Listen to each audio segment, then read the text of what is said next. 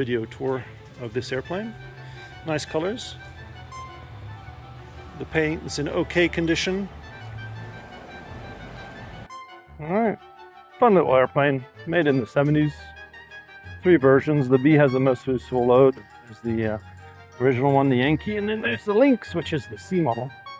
I thought it was a good idea to buy it because I was looking for a trainer for my wife. But upon putting it through its paces for a few flights, I realized that it really didn't have the useful load that we needed because I'm a 200-pound plus individual, which meant that with full fuel, you couldn't carry much more than a bag. So it became quickly evident that this was going to be a one-person airplane and not suit our needs for the purpose of flight training. I was surprised to say the least when I saw this 6 months later.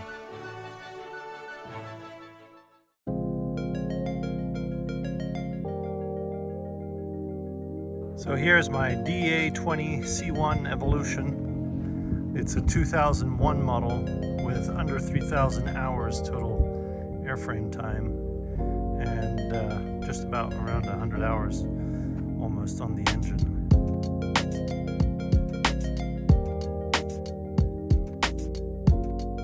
I have previously owned a 100 horsepower Rotax version of this with a variable pitch propeller and thought it was great. I bought this one locally and solved the useful load problem. I upgraded the avionics, made it all Garmin and removed the vacuum pump. With the longer wings in the air, it had a better glide. It was great for training and also making training videos, in my opinion.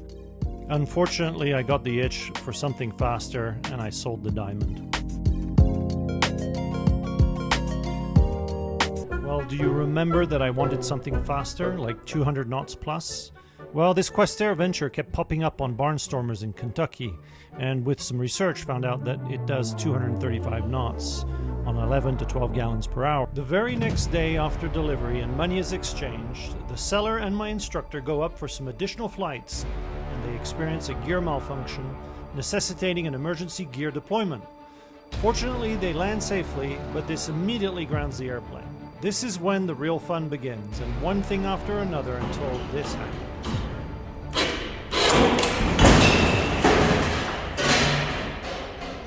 And now we have the task of putting it upright in a horizontal position.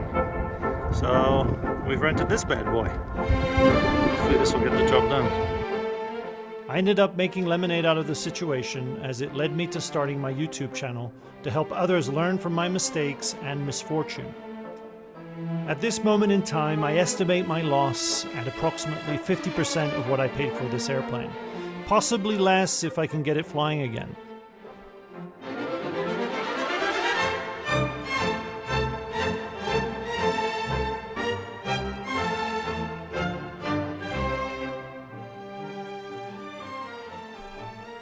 So stay tuned to this channel because one day I might just get it flying again.